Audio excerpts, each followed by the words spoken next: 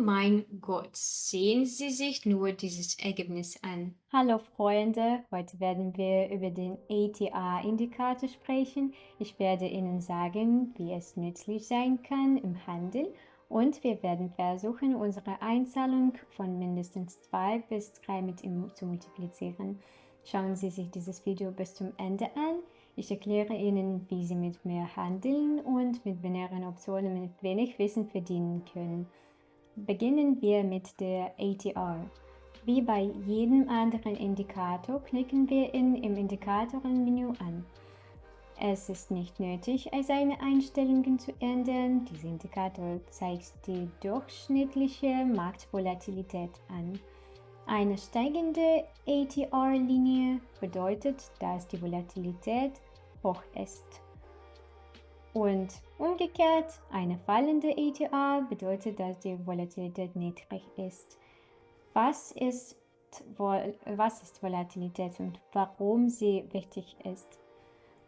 Wenn wir heranzoomen, können wir sehen, dass diese Kerze viel größer ist als diese. Und diese beiden Kerzen sind von der Größe her ähnlich. Wenn also die Kerzen groß sind und die Bewegung stark ist, befindet sich die Linie des Indikators auf ihrem maximalen oder minimalen Niveau. Hier sehen wir mehrere große Kerzen, die sich von diesem zum Beispiel unterscheiden. Dabei ist die Volatilität hoch, sodass die Linie des Indikators auf ihrem Maximum liegt. Diese Kerzen sind klein, die Volatilität ist niedrig, also der Indikator auf seinem Minimum. Ich hoffe, das ist soweit klar. Jetzt sehen wir zum Beispiel eine große rote Kerze, die sich bildet und sofort beginnt die Volatilität rapide anzusteigen. Jetzt wollen wir es in die Praxis umsetzen. Wir wählen ein beliebiges Währungspaar mit einem klaren Aufwärts- oder Abwärtstrend und ziehen. Es gibt einen steigenden Trend, aber die Volatilität ist gering. Ich empfehle nicht, mit niedriger Volatilität zu handeln, da die Wahrscheinlichkeit groß ist, dass Ihr Geschäft in der Nähe des Punktes geschlossen wird, an dem Sie es eröffnet haben. Wir brauchen also den Indikator, um eine hohe Volatilität zu erkennen. Wenn die Volatilität hoch ist, sind die Kerzen groß, wir können Geschäfte eröffnen. Wir wählen also eine gute Situation aus und verwenden eine beliebige Strategie. Heute werde ich meine ganze Erfahrung und mein Wissen benutzen und handeln, wenn die Linie des Indikators hoch ist. Eröffnen wir zum Beispiel ein Geschäft zum Absenken. Zuerst gab es einen Aufwärtstrend, aber dann erschien ein Verschlungenmuster. Diese rote Kerze hat die vorherige grüne Kerze verschlungen. Die Volatilität ist überdurchschnittlich hoch, das geht uns gut. Wir eröffnen also ein Geschäft zur Senkung, was bedeutet, dass die nächste Kerze eine ähnliche Größe wie diese bilden sollte. Sie kann auch klein sein, aber sie wird höchstwahrscheinlich groß ausfallen.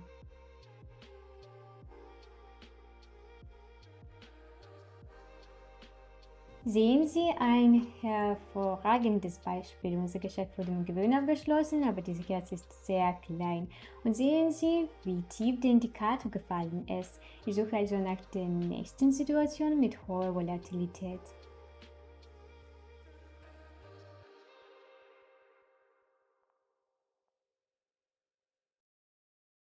Hier beginnt die Volatilität zu steigen. Wir werden sehen, ob diese Kerze nach oben oder unten abschließt. Ich denke, der Trend wird weiterfallen, da der Markt eine Art Unterstützungsstufe durchbrochen hat und weiter fällt.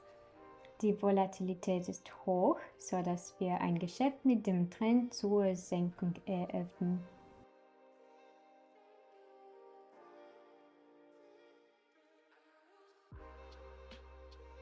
Unser Geschäft schließt mit Gewinn. Es gibt eine rote deutsche Kerze mit einem langen Abwärtsspanz. Das bedeutet, dass jetzt eine Art von Korrektur beginnen könnte. Die Volatilität ist im Moment neutral. Sie steigt weiter an, sodass diese Grafik weiter verwenden werden kann, wenn wir eine gute Situation finden.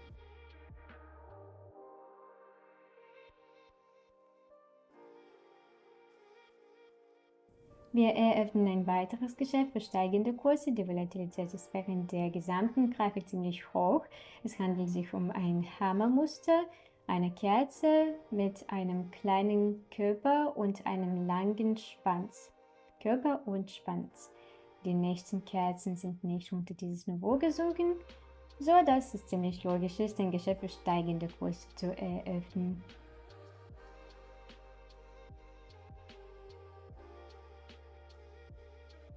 Wunderbar, wir haben diese zuversichtliche grüne Kerze. Die Volatilität beginnt langsam zu sinken. Ich nehme an, das liegt daran, dass diese neuen Kerzen etwas kleiner sind als die vorherigen. Suchen wir uns ein anderes Währungspaar. Diese Situation ist der vorherigen ziemlich ähnlich, nur umgekehrt. Der Trend ist jetzt steigend. Hier sehen wir ein entgegengesetztes Kerzenmuster, Gravestone. Diese grüne Kerze geht jedoch über dieses Maximum hinaus, was bedeutet, dass der Aufwärtstrend, der hier begann, weitergeht. Bemerken Sie das?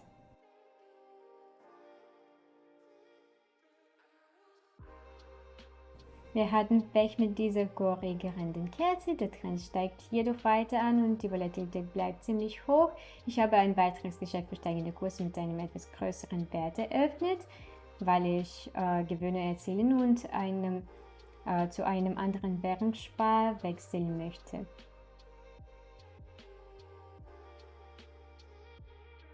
Die Kerze ist also winzig, die Volatilität sinkt. Diese beiden Geschäfte wurden neutral geschlossen. Wir haben das erste verloren und das zweite gewonnen. Ziemlich $600. Das nächste Währungspaar. Wie ist die Situation? Die Volatilität ist ziemlich hoch. Wenn die neue Kerze oberhalb dieses Maximums schließt, werden wir ein Geschäft für einen Anstieg eröffnen. Das wird aber wahrscheinlich nicht passieren. Also bereiten wir uns darauf vor, auf unten zu klicken. 3, 2, 1, warten auf das Ergebnis.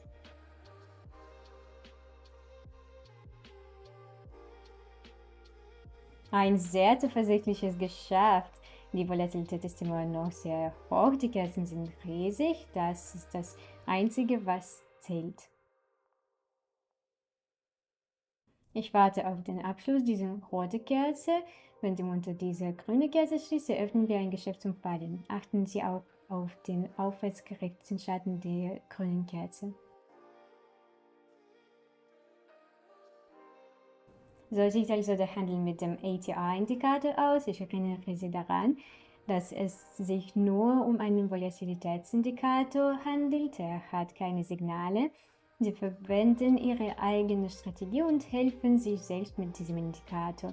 Wenn Sie kostenlose Handelssignale erhalten möchten, folgen Sie meinem Telegram-Kanal über den Link im angehefteten Kommentar. Ich wünsche Ihnen eine schöne Handelszeit. Bis bald!